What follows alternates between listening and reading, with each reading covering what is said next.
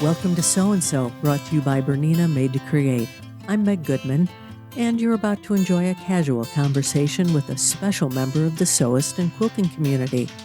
A conversation about how they got started, what inspires them, what excites them, and their connection to this community. Today on So and So, we're joined by Dr. Cindie Husbands, founder of the American Tailors and Sewing Association.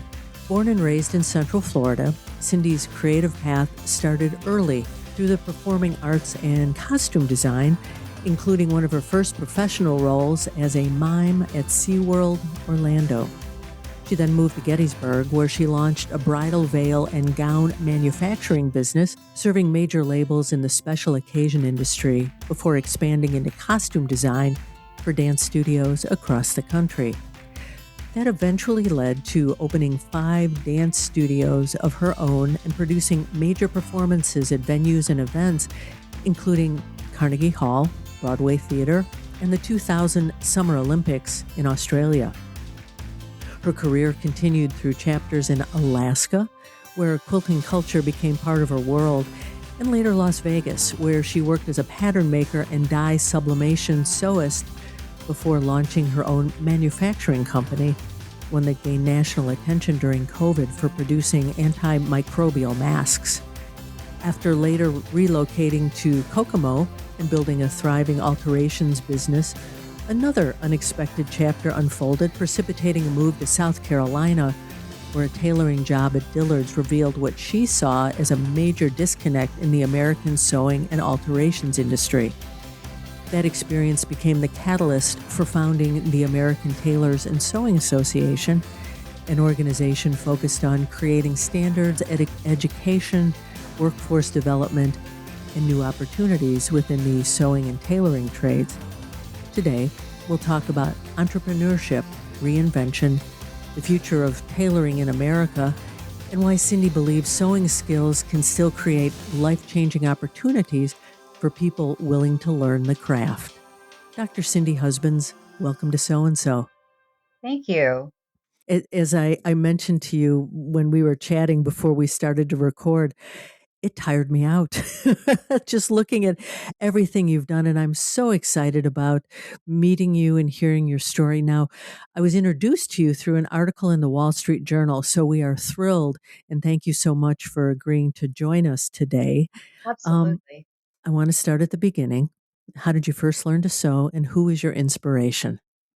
Well, I came from a family of grandmothers who were very close knit to me.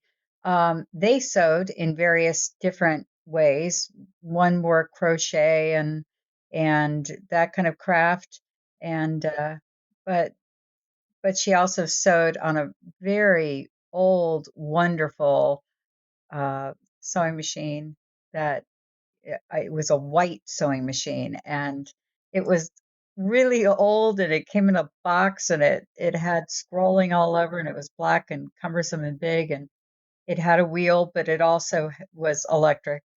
To the other grandmother, who is basically a hand sewer and learned those kind of things, none of which had the patience to teach me how to sew. Uh-huh. I actually learned sewing at a 9 or 10 years old from my neighbor next door, who was a stay-at-home mom who was taking a sewing class. And she said, "Why don't you come and take this with me?" And we did, and we bonded and we grew in our love for sewing together. I made the first pair of culottes with her. It was fun. And it was at the time when clothes were more expensive than they are today, and fabric was a lot cheaper than it is today. So hmm it made sense to learn to sew to accommodate a wardrobe and that kind of thing, and it was fun. So you mentioned making a pair of culottes. Was that the first thing you made, and do you still have them? I don't still have them, and yes, it was the first, and I think I wore them out. I wore them everywhere, and just just love them. Absolutely love them. In the introduction, we talked about the myriad places you've lived. You've also accomplished quite a bit. Can you take us through your journey to where you are today? Sure. Hold on. Okay. It's a long ride, and I'll make it brief. Um, so I started out in Central Florida, where in Winter Park, and went to the Winter Park High School, and that will become prevalent later. Um, Through that, I developed a love of drama and theater, and it just fed all those things in my life: music, chorus. I was totally involved. It was a very large high school, and I was totally only in the arts end of it. Um, and through that, I learned quickly that I am not someone who can memorize lines and act. Uh, People in my class did come out of that. Amanda Burse from Hmm. Married with Children, Joanne Flug from MASH, all those, people came on and became stars and wonderful. Not me. I could memorize a line for anything. So my drama teacher said, "Why don't you consider being a mime?" So I was like, great. So, Perfect. yeah, perfect. All my years of dance training and facial expressions, great. This worked, and I became the mime at SeaWorld. I also was more of an international mime in that time. Mime was big. Mime was the topic of the day until it hit Saturday Night Live, where they killed it in two Mhm. episodes, and you were embarrassed to be a mime. Mm. But at the time it was great. I worked with Marcel Marceau, and it just, the list went on. So I was very, very fortunate to be there at that time. From there, I moved to Gettysburg, Pennsylvania, where I was raising my two children. My husband at the time was a flutist. We were a flute mime duo that traveled the United States performing. And then I went back to sewing, mainly because I was sewing my own costumes and my own. We had big banners that I would sew, and everything was sewn. Everything was sewn, and I enjoyed that art form so much. And then I realized that bridal was lacking a veil connection with the um, gown itself. They were not being married as a tandem, they were separates. And it was hard for the bridal retailer to obtain a good veil manufacturer. Mhm. So I developed my own line of bridal veiling. And I put them in a suitcase and went to New York and sold them to J.C. Penney, Mm. which at the time was David's Bridal in J.C. Penney. And then, of course, David's Bridal stepped away from that and became its own entity. But at the time, I was picked up by um, Bridal Original, Alfred Angelo, Modern Bride, and I actually won 2 years in a row the Designer of the Year and was on the cover of Modern Bride twice. So that was all exciting times. Mhm. Not financially as exciting, but it looked good. And then from there, I got into to dance. My daughters were growing up, and I wanted them to have a good, strong dance foundation. Couldn't find any real dance training in the Gettysburg area, so I thought, well, I'll start it. So in 2 years, I had 5 studios, and we were fairly large. Um, at that time, people were defecting from Russia, and so dancers were defecting, Bolshoi dancers. And somehow I got connected in New York City with Ilya Gaft, who was a choreographer for the Bolshoi dancers, and we ended up starting an international ballet training facility in Gettysburg, and they all moved to Gettysburg. That was not a great thing that happened, but it was an exciting thing. And through that, we went separate ways very quickly, but it gave it gave a foundation for both the um, the dancers coming in and the students Mhm. who I was training. After that happened, I realized that there was a need for um, huge performances in a big scale. And so, what better? I was watching Sunday Morning with Charles Kuralt at the time, Mm-hmm. Mm-hmm. and they were talking about how do you get to Carnegie Hall? You rent it. And I thought, oh, well, that's interesting. So I called them the next day and I said, so how does one rent Carnegie Hall? And she said, well, you just come in, sign up, sign a contract, pick a date, and do it. So we did. And my husband and I at that time, and we rented from then on Carnegie Hall 6 times, filled it to the rafters, and had dancers and performers, musicians from all over the United States come and perform. And it gave a really unique way to produce and to create. Mm-hmm. And from there, I was asked to do some Broadway performances. So we produced, the two of us ended up producing several Broadway performances, again, bringing in amateur performers and putting them on stage with different stars coming in to play the lead roles. All of the costumes I made, all of the myriad of costume change was done, the washing, the cleaning, the fixing, the all that had to be done. And we had several lengthy runs on Broadway for that. After that, also watching the Sunday morning show, they talked about the Olympics, and they were talking about the Olympics being in Sydney, Australia, and how there was this void when people were, they won, and then they got on stage to win their ribbons, their gold medals and their medals, the medal ceremony.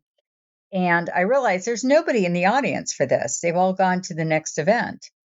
So I contacted SOCOG the next day, the Olympic Committee, and said, would you like me to bring you performers so you can keep people in their seats for the medaling ceremony while you change, the look in the venue and bring the staging in for that event? And they said, yes, this is what we've been needing. We've been racking our brains to try to figure out how to do that. So they flew me over to Australia and we signed contracts and we ended up bringing 950 uh, entertainers to do what we had done at Carnegie Hall and everything else on the stages in the 2000 Olympics in Australia. From that event, I was going through a divorce with my husband at the time. So I left to go to Alaska. So, and it was just going to be for the summer. But I ended up falling in love with Alaska, falling in love with my second husband, um, and falling in love with quilting, which is a huge, huge industry there. The long nights, you know, Renita is just a huge, huge vessel there. Everything is. And everybody who's anybody quilts. And it became a wonderful thing. And my stepdaughter actually has a quilting studio in Homer, Alaska to this day. Hmm.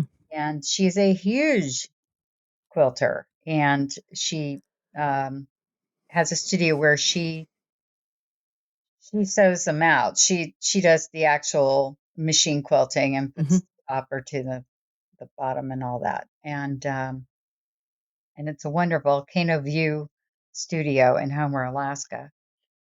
And then from there, I'm my husband had a serious back injury, and you don't want to have surgery in Skagway, Alaska. So we moved to Las Vegas, where a very famous back surgeon was, and he took on my husband's case. And I found myself in the middle of Las Vegas. So I quickly got into the costume designing as well as creating and designing for front and back of house for the um, uniforms for all the casinos. And that includes the cocktail waitresses and the fancy feather things and the and then the entertainment aspect of that, including all the requirements you have to have for Cirque du Soleil. And, their costumes have to be built specifically so that when they're, say, on the ropes or on the silks, their costume doesn't slide, that they Hmm. have grip. Otherwise, there can be deadly accidents. So your costume can kill you, So it's a it's a fine line you work with there. We then had COVID happen, and I became the go-to in that because my experience with working back in bridal veiling, you know, 20 years before that in Gettysburg, showed me that the veiling, the tool that's used in, we would notice when we would run the tool through the machines, there'd be this cloud of horrible stuff that would come out of the machine, you know, into the face of the seamstress. And it turned out to be formaldehyde. All tulle and all fabrics from other countries are cured in formaldehyde. Mm. So I knew this and it scared me because everybody was rushing about getting all the fabric they could from all the different sources locally and sewing up these handmade masks and then putting on their face. And I knew they were full of formaldehyde. So I ended up buying all the antimicrobial material in the United States at the time. There was like 130 bolts of it, and having it shipped to my factory. And we ended up sewing out all the antimicrobial masks. We were the first to do it, dye sublimate it, and roll it out through the United States, which really was wonderful. And I was trying so hard to educate people that they had to breathe antimicrobial fabric. The fabric does contain a lot of contaminants that should not be breathed in. It's fine to wear, but not to wear over your mask and, face and breathe in. Hmm. So that happened. COVID ended. My husband passed away, and I had to just leave Las Vegas. I was devastated, and I was just done. And so I thought, where can I move that I can just have a little sewing room and buy a house that I can afford with no mortgage? And it ended up being Kokomo, Indiana. Hmm. So I moved to Kokomo, Indiana, and started what was supposed to be a very small alteration shop, which became huge in no time. And I found myself constantly sewing, and it was a beautiful life, but it was, I never could get out from behind the sewing machine. So, and I was doing bridal, and I was doing everything. And then my friends were saying, Cindie, you need to be a wife again. You need to get out there and meet people. And I didn't think I was really ready for it, but everybody kept saying, no, no, no, you got to meet people. And this guy kept coming up on my Facebook feed, people other people know, you should meet, you have people in common. And it was Mike Husbands. And I thought, okay. So I hit like, and within 10 seconds, he liked back, and we started talking. And it turns out we went to the same high school at the same time. He was a senior, I was a sophomore. But I was at one end of the school, being in drama and theater and the arts. He was a track star and in sports, which I had nothing to do with sports. It was like I didn't even go to PE if I could get away with it. It just didn't interest me at all. And then we started connecting all the dots of all the times we passed each other, knew each other. We went to churches that were right across from each other. Hmm. And we met for the first time. He lives in South Carolina. I lived in Indiana. A month later, we met for the first time. And 3 months later, we were married. Hmm. And he had a job that was in brick and mortar. I had a job that I could leave. So I did, and ended up moving to South Carolina and starting American Tailor and Sewing. Here we are. And here we are. And in the middle of all that, you earned your doctorate degree? Oh yeah, I did that back in yeah, there's a whole lot of sub stories in there, but I did that back in uh early mid 2000s. My my daughter was getting her master's degree, which I had already gotten in public health. And I thought, well, she's going to get a doctorate. I need to beat her in that. So, and I also kind of like the idea that my husband at the time, the one who passed away, um, his name was Daniel Robert. And I thought, well, that'll be cool because our Christmas cards can be Doctor and Dr. Law, you know. So Hmm. how cute. So I ended up getting my doctorate in veterinary science, which I've never used. And yeah, so that was that. You've checked many boxes. I have. Many. You've also produced several major performances. Is there, Yeah. and you've talked about this. Is there any particular one that stands out for you?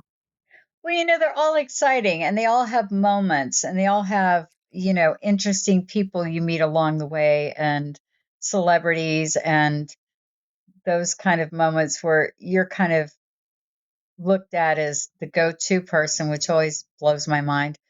Um, I don't really have a specific one, and each one I end always ends with a period of depression for, the end of it to be over. Hmm. And but it always bursts something new. And I think that's with all of the little journeys in life we do, we wait for the birth of something new to come out of it. Hmm. You have obviously reinvented yourself numerous times, taken up opportunities that presented themselves to you. You talked about quilting in Alaska. Would you talk about why this became so important to you? It's a culture up there. It is a culture that marries all cultures together. You've got, first of all, the town is, so super small. It's, like 900 on a good day in the winter. And then when the ships come in, or the cruise ships come in, it jumps to 9,000 in a Uh-huh. day. So the infrastructure is incredible. But during the long winter months, when there's just the 900 people there, quilting takes a real life of its own. And of course, they're quilting to sell, hopefully to all the tourists. Tourists are looking for it. I mean, they want that piece of quilting that they can take home and say, I got this in Alaska, it was handmade. And there's a lot of tricky things to that because things aren't on the shelf readily available. You have to barge them in. You Mm. have to wait for your batting to come in and hope that it's right.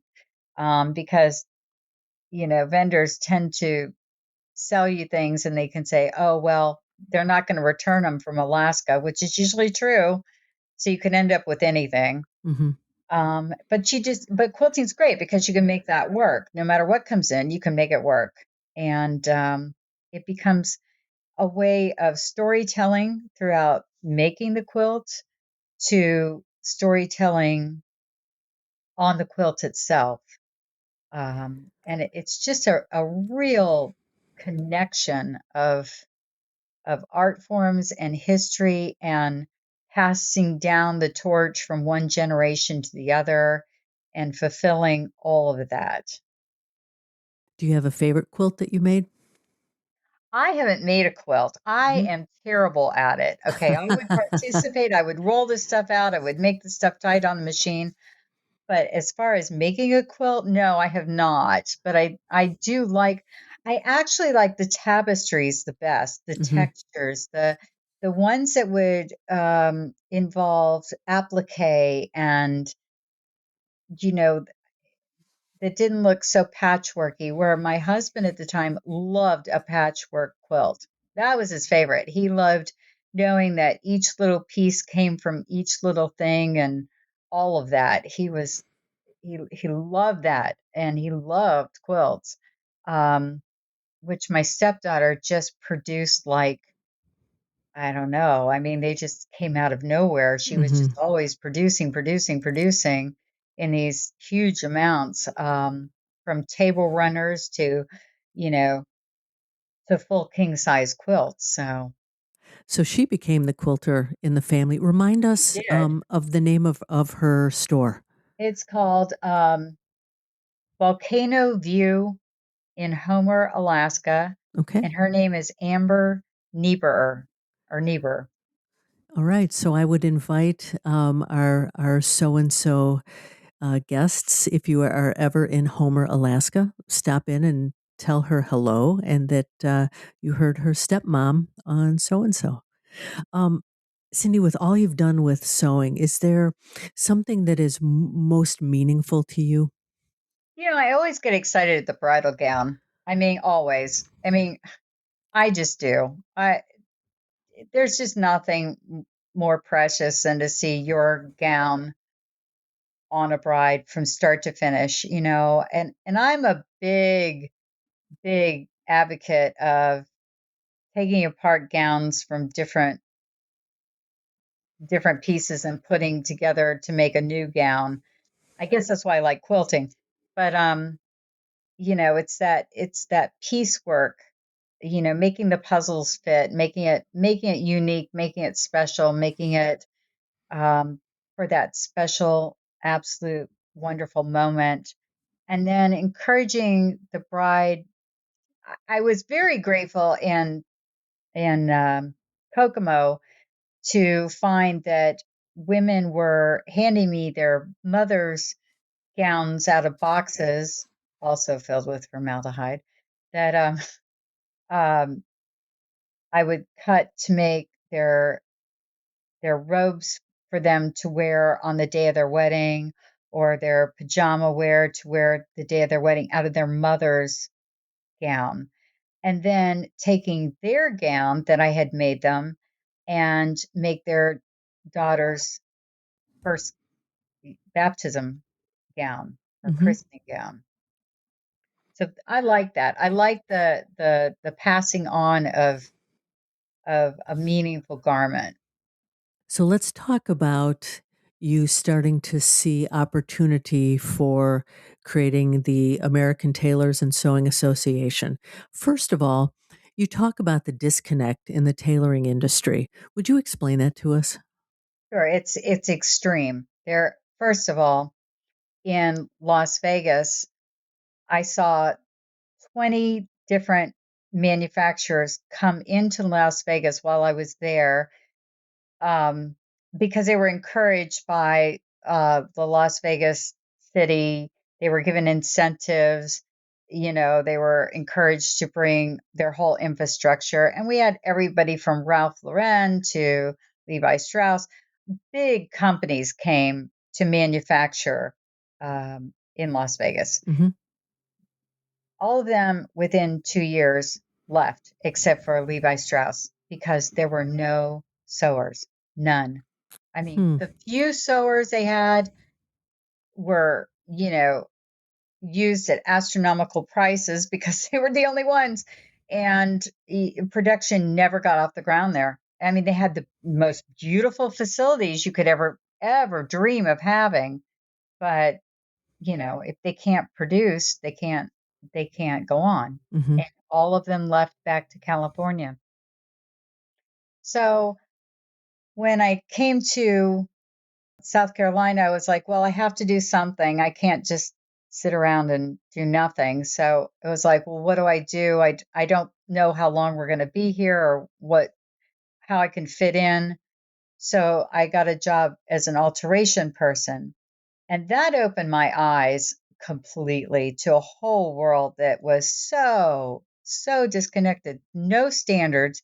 You could go into say, a men's warehouse, buy a suit, have it hemmed, And that hem would be completely different from the men's warehouse that you had in Columbia, South Carolina, to the men's warehouse in North Carolina or California or Las Vegas or Chicago or any small town. Hmm. There's no standard. There was no standard for how a hem was done, how a cuff was done, how a sleeve was done, how, if you didn't know how to do it, and it depended on who you learned from, how you did it. Hmm. And the outcome was horrendous. And not only that, the sales force didn't know how to professionally mark the garment for the tailor. And very often you don't get to speak to the person who sold the suit or see the person being fitted for the suit. So all you have to go through as an alteration person is what's marked on the ticket. Hmm. And that's just roll the dice and hope that you got it right. And then you have to present it to the client. And 9 times out of 10, it's not right. And it's an embarrassment.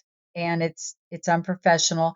And it makes the tailor look bad when the tailor was skilled and competent, but there's a disconnect. So American Tailor was born to marry the two and to set absolute standards and also to professionalize what we all do. We're all sewers from one end to the other, and we have professional skills, and that should be recognized. And there should be a place that we can go to be a member and to gain strength and to gain notoriety and to gain professional status. Hmm. You have talked about the lack of standards and training, pathways in tailoring and alterations. Why is this such a problem? Why has this not been addressed until now? In a entire one generation, it has all fallen away. There Hmm. is no more home economics in high school, Mm. which thank God I had, not that it was the greatest, but it was there. And people aren't sewing at home anymore. There's no training ground. They don't even know how to get started. Most of them, they don't even know what a pattern is or how to place it, let alone make their own patterns. Hmm. And the gravity of moving through that process of getting the first pattern, laying it out, putting it down. Where are the grandmas to show you how to do that? The moms and dads, the pipeline. It's gone. It's just gone. And there's no connection other than, I mean, even if you are to go to these schools and become a fashion designer, they very rarely even give a sewing class. And it blows my mind how, when I was in New York designing for, like, I designed for Oscar de la Renta for a while and things like that. And they all came to me through my bridal um, company. They would ask me to do certain things.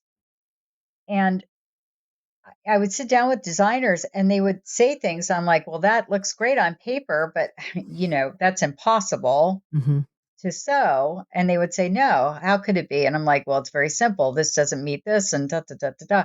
But they don't have that process because they aren't taught that process. So you have said that there is a resurgence, a renewed interest in tailoring and alterations right now, and you mentioned that that skilled workforce continues to shrink. Yeah.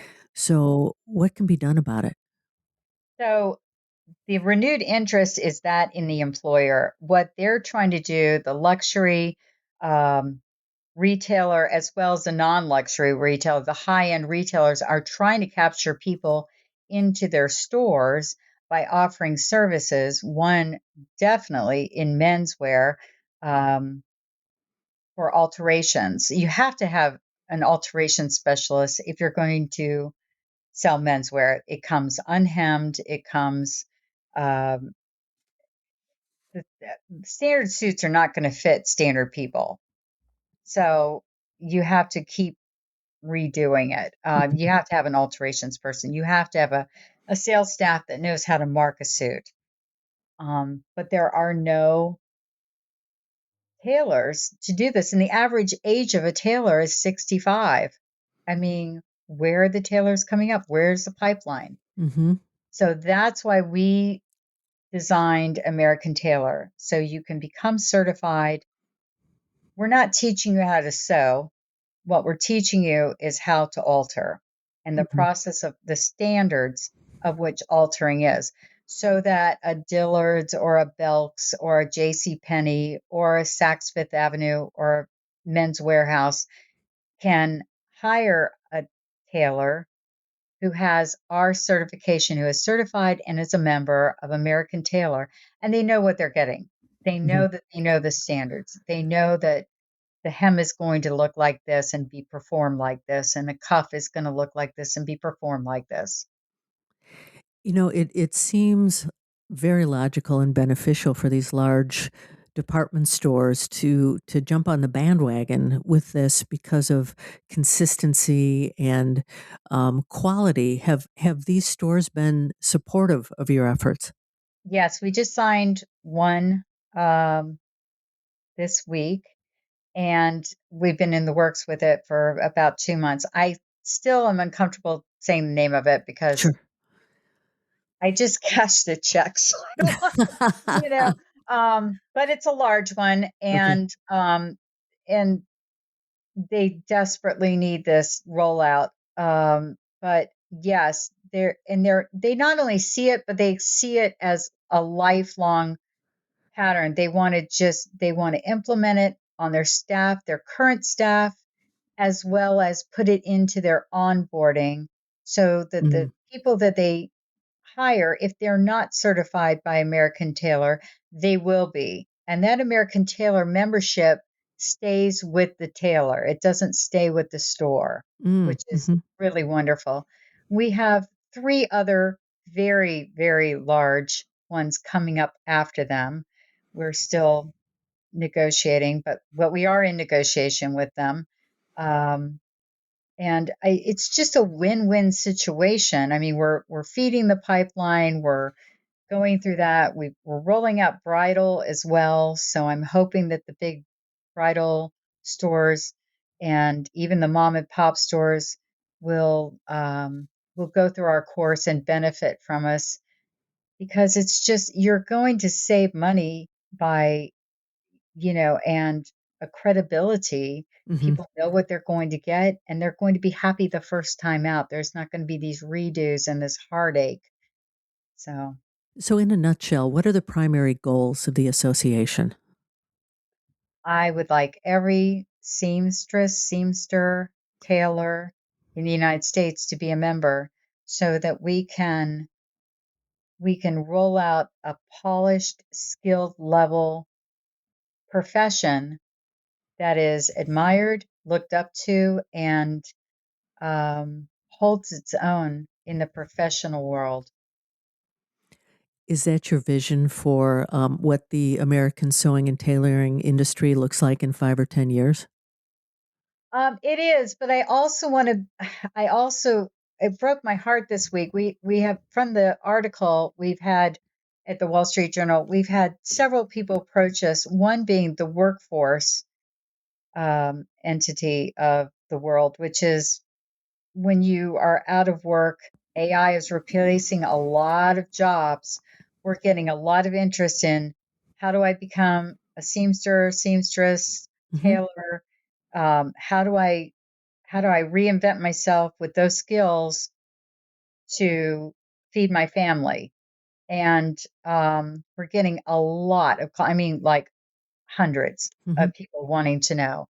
So my goal is to build these sew labs and place them in workforce, um, the mobile sew labs, which are done in fifth wheel RVs, which are self contained, which will teach you how to become an alterations tailor so that you can get a meaningful job. And then if you want to learn more skills, of how to sew and go into production sewing, or all the many sewing opportunities you have a basis. You have a really strong basis. And workforce, uh, through the Department of Labor has contacted me, and they want to roll this out through all 50 states. So if you're out of work, you can go to a workforce or WorkNet or whatever they're calling it in your state and learn and become certified through us and get placed in a job almost immediately. I was heartbroken this week when I had talk with one of the major luxury retailers, and she told me that they get their tailors from prison Mm. because in prison, they are the biggest manufacturers right now of garments. They have the facilities, they have the people, they have the time to train, and they produce wonderful, wonderful seamstresses and seamsters. Mm-hmm. You shouldn't have to go to prison to learn a trade that will feed you and feed your family. Sure. And that's what I'm trying to change. You've also you're talking about people looking for their next opportunity, Yes, and you've said that sewing can become a business at almost any level. What do you say to someone who's listening right now who sews as a hobby, but has never considered entrepreneurship? do it. You won't believe the business you will create. I mean, you have to be careful because when I moved to Kokomo, I thought I would just be doing a little bit of work, and I ended up with, you know, you easily can make more than you could have made at a retail job by far. I was averaging $6,000 to $8,000 a month in income, just from taking in, hemming pants, you know, alterations basically, um, and bridal. There. I mean, there are so many opportunities, and from there you can do things like I did reserve chair cushions for churches, and you know, and the quilt industry. If you're a quilter, there's thousands of opportunities out there for you. You just have to find that niche, find a good sewing machine that you can rock your craft and learn, and you learn and you learn and you learn and you learn and you learn and become a member of American Tailor. It will professionalize you right away. And from there, we'll be offering classes and opportunities. We have, with your membership, we have 2 hours every other week that you can call in and ask us any question you want. Like, how do I start a business? How do I do this? Hmm. How do I do this hem? How do I do this? Whatever your question is, we'll answer for you. And what's the website to find the association? AmericanTailor.org. Okay, Cindy, what's next for you? I, you know, What's left? Oh, there's a lot, but Uh-huh. I never know. I mean, I who knew I'd be married again? I mean, I don't know. I never know. I Hmm. I never thought I'd be moving back to Kokomo, but I am, so I can build these sew labs and um, be a part of that community again. So I never know. I just, if there's an opportunity that it presents, just do it. Just do it. And what can really hurt, you know? So, okay, maybe it doesn't go the way you want. It'll bring the next opportunity to you. My brother calls me the Energizer Bunny because he says you're just always going. And it's like, that's true. Hmm. You find something, it presents itself, just do it. So, with all of this ahead of you, what's your dream? My dream to move when my husband passed was to move to Kokomo on this sweet little 3 acres that I have and have a vegetable garden and sell vegetables out of the front of Hmm. my yard there. That was my dream, and to own 2 donkeys. None of that happened. Um, so I guess my dream is that I've left an imprint that makes a difference, that's going to last the test of time. And I do believe American Tailors is doing that, Hmm.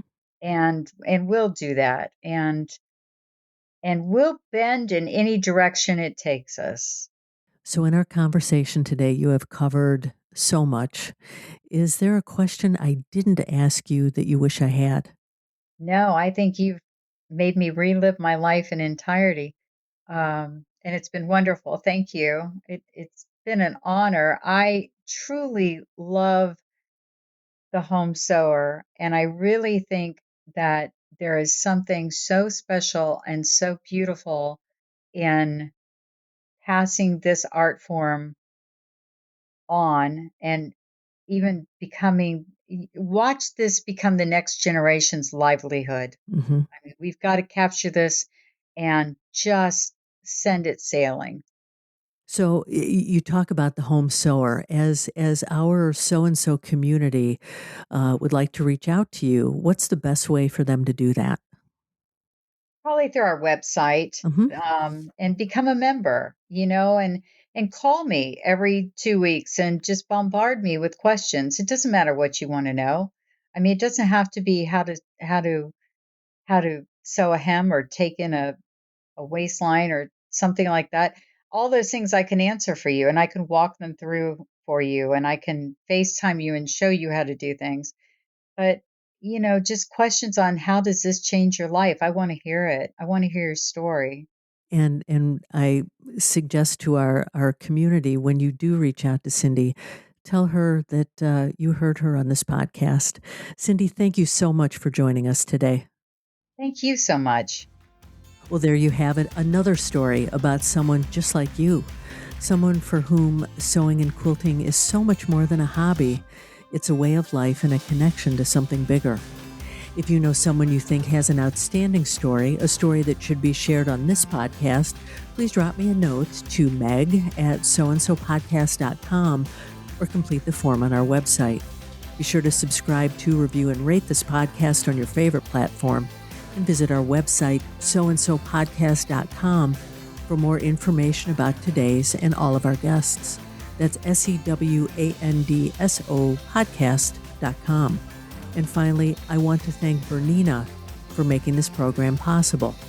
I'm Meg Goodman, and I look forward to you joining us next time on So and So.